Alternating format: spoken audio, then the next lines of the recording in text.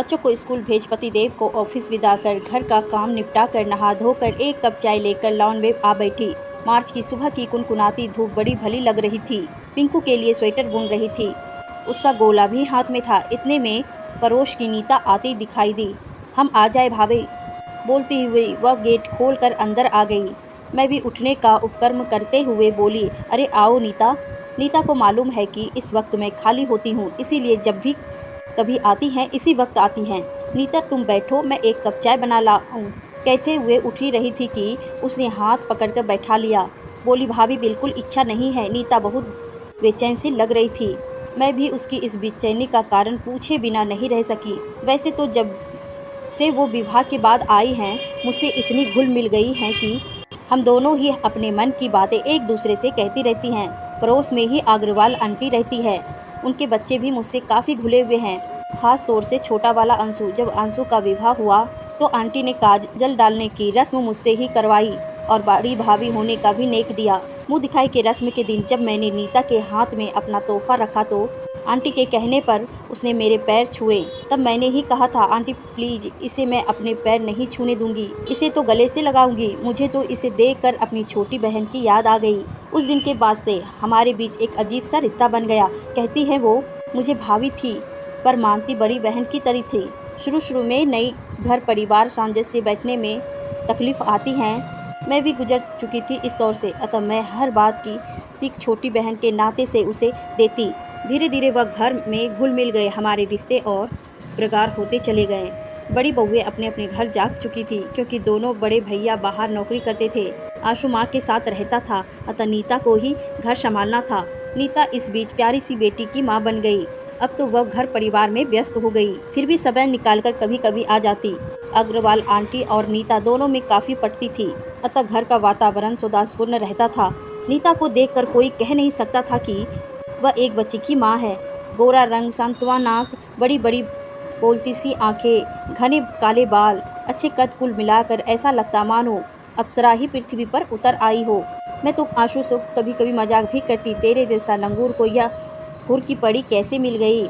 इस पर वह भाभी आप भी कहकर रह जाता। बेटी भी माँ पर गई थी, बिल्कुल गुड़िया सी। भाभी आज हम काफ़ी तनाव में हैं, पर कैसे कहें, सारी बातें समझ नहीं आ रहा।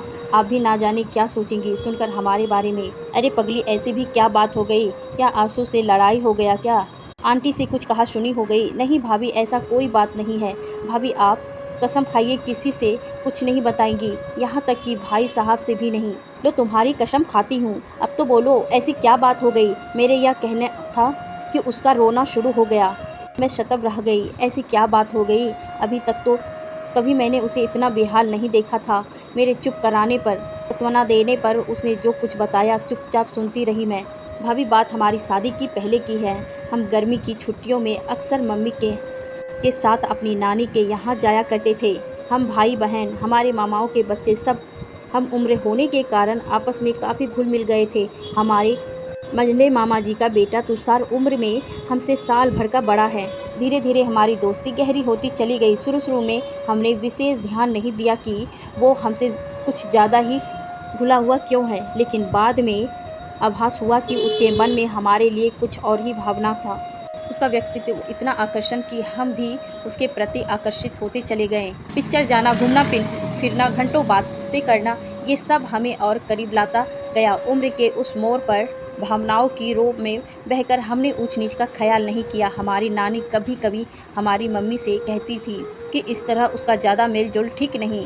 तब मम्मी कहती, माँ आप अब पुराने ज़माने की हो गई हो, आजकल के बच्चे अपने हम उम्र भाई बहनों के साथ दोस्ती सा व्यवहार करते हैं, आपकी आकांक्षा निर्मल है। इस पर नानी चुप हो जाती। काश उस समय नानी की बात पर मम्मी ने ध्यान दिया होता।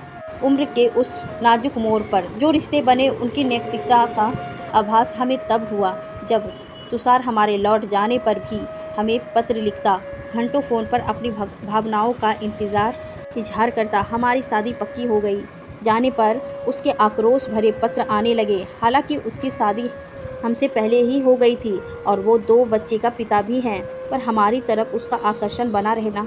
हमने उसे पत्र लिखने, फ़ोन करने के लिए मना किया तो वो हमें ही दोषी ठहराने लगा कि हमने उसकी भावनाओं के साथ खिलवाड़ किया है।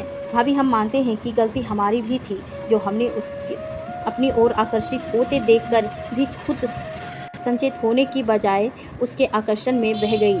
हद तो यह है भाभी कि वो अब हमारे यहाँ भी फ़ोन करने लगा है। हमने उसे फ़ोन करने से मना किया तो उल्टी सीधी बातें करने लगा।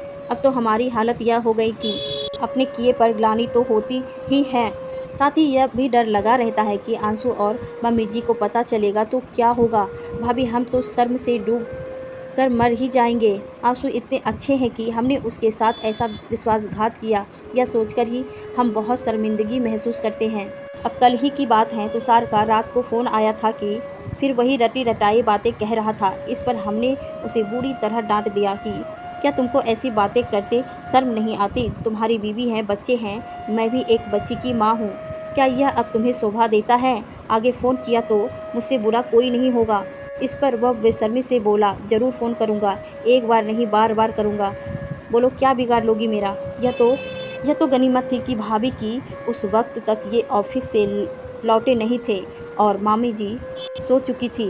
अब आप ही कोई रास्ता बताइए, हमें तो कुछ भी समझ में नहीं आ रहा। और फिर वह सिसक सिसक कर रो पड़ी। मैंने भी दुनिया देखी है, इतनी लिखती पढ़ती हूँ, उसकी मनोव्यक्ता सुनकर समस्या का क्या निदान हो यह सोचने लगी गई। परेशान तो मैं भी उठी थी, नहीं चाहती थी कि कोई ऐसी घटना हो जिससे दो परिवार उजड़े। नीता रो रो कर बेहाल हो रही थी और मैं असमंजस की स्थिति में थी। उसे दिलासा दिया कि कोई ना कोई उपाय ज़रूर निकाल आएगा। चूँकि गलती की भी थी, अतः मामला ज़्यादा उलझ गया था। अक्सर हम देखते हैं कि उम्र के नाजुक मोड़ पर जरा सा भी पाँव फिसला नहीं कि गर्त में धकेल देता है। पर उस समय अच्छे बुरे की समझ किसे होती है? बड़े बूढ़े कुछ दखल अंदाजी करते हैं तो उन्हें दकियानुसी या उम्र का फासला कहकर अनजाने ही किशोर वर्ग ऐसी गलतियां कर बैठता है जिसका नतीजा कभी कभी बहुत भयानक हो सकता है। नीता तो पूरी बात बताकर चली गई, पर मेरा मन बहुत असहज हो उठा। सोचती रही कि इस समस्या का क्या निर्धारण हो, पर कोई रास्ता नहीं सूझ रहा था। कहते हैं ना कि भगवान सारे दरवाजे एक साथ बंद नहीं करता, एक ना एक दरवाज़ा तो खुला छोड़ ही देता है। हर भूल को सुधारने के लिए रास्ता भी वही सुझाता है। हुआ यूँ कि ऑफिस के काम से आंसू को 6-7 दिनों के लिए टूर पर जाना था, पर सिर्फ आंसू के जाने से रास्ता निकल नहीं रहा था। इसी बीच खुदा करम से अग्रवाल आंटी के हत्या की स्त्रियों हरिद्वार जा रही थी। आंटी की भी जाने की इच्छा थी, पर नीता अकेली रह जाएगी यह सोचकर वह प्रोग्राम नहीं बना रही थी। तब मौके पर फ़ायदा उठाने के लिए मैंने आंटी को दिलासा दिया कि नीता की देख रेख मैं कर लूँगी। आंटी को मुझ पर पूरा विश्वास था, अतः उन्होंने निश्चित होकर प्रोग्राम बना लिया। आंसू आंटी के जाने के बाद रात को सोने के लिए मैं उसके घर जाने लगी। पहली रात शांति से गुजरी। तुषार का फ़ोन आने पर क्या करना था यह हमने पहले ही सोच लिया था। भगवान ने हमारी जल्दी ही सुन ली। दूसरी रात तुषार का फ़ोन आया तो नीता ने ही फ़ोन उठाया। हाल चाल पूछने के बाद कहा, तुषार, मम्मी जी यानी मेरी सासू जी तुमसे कुछ बात करना चाहती है। इस पर वह हकलाते हुए बोला, क्यों आंटी जी को मुझसे क्या बात करनी है? वह आगे कुछ बोल पाता इससे पहले ही मैंने शिशिवर ले लिया। मेरी आवाज़ सुनते ही वह घबरा गया। मैंने कहा, बेटा मैं नीता की सास ही नहीं उसकी माँ भी हूँ, और वह भी मेरी बहू नहीं बेटी है। उसने तुम्हारे बारे में मुझे सब कुछ बता दिया है। अब जरा अपनी पत्नी को फ़ोन देना, उसको भी तुम्हारी जलील हरकतों के बारे में बता दूँ। इस पर वह माफ़ी मांगने लगा, कहने लगा, आंटी मैं कसम खाता हूँ आगे से नीता को परेशान नहीं करूँगा। मेरी पत्नी को पता चला तो हंगामा खड़ा हो जाएगा। वैसे ही वह बहुत शक्की स्वभाव की है, मेरी गृहस्थी उजड़ जाएगी। प्लीज़ आंटी ऐसा मत करना, प्लीज़, मैंने धमकाते हुए कहा। आगे तुमने कभी भी नीता को तंग करने की कोशिश की भी उसका अंजाम बहुत बुरा होगा। और मैंने फ़ोन रख दिया। नीता सारी बातें सुन रही थी। अपनी समस्या का यूँ समाधान होते देख खुशी के मारे रो पड़ी और मेरे गले लग गई। तब मैंने ही उसको प्यार से कहा, पगली, दुख भी में रोती है और खुशी में भी। जब तक ये तेरी बड़ी बहन कम भाभी तेरे साथ हैं, किसी दुख की छाया भी तुझ पर नहीं पड़ने दूंगी। अरे यह तो अब जिंदगी भर तुमसे डरता रहेगा। ऐसे लोग से निपटाने का तरीका आना चाहिए। जिंदगी में भूल किससे नहीं होती, पर अपनी भूल का एहसास समय रहते ही कर लो तो नौबत यहाँ तक नहीं पहुँचती। उस रात हम काफ़ी देर तक बात करते रहे। निशा बार बार हमारी शुक्रिया अदा कर रही थी। इतने दिनों के मानसिक तनाव के बाद अब वह काफ़ी सुकून का अनुभव कर रही थी। मम्मी जी और आंसू के लौट आने के दिन करीब आ रहे थे। मुझे भी खुशी थी कि समय पर ही सारी समस्याओं का अंत हो गया। इस घटना के बाद नीता और मैं और करीब हो गई। आज नीता 2 प्यारे बच्चे की माँ है, खुशहाल गृहस्थी जीवन व्यतीत कर रही। नीता की खुशी गृहस्थी देखकर संतोष होता है। कभी कभी विचार आता है कि ना जाने ऐसे कितने तुषार पैदा होते रहेंगे जिनके चंगुल में नीता जैसी भोली भाली बालिकाएं फंस जाती हैं। ऐसी स्थिति में यह फर्ज है हम बड़ों का कि अपने बच्चों का सही मार्गदर्शन करें, जीवन की उच्च नीच समझाए, रिश्तों के नैतिक मूल्यों का बोध कराए। मेरी बेटी भी बड़ी हो रही है और मैं काफ़ी संचेत रहती हूँ।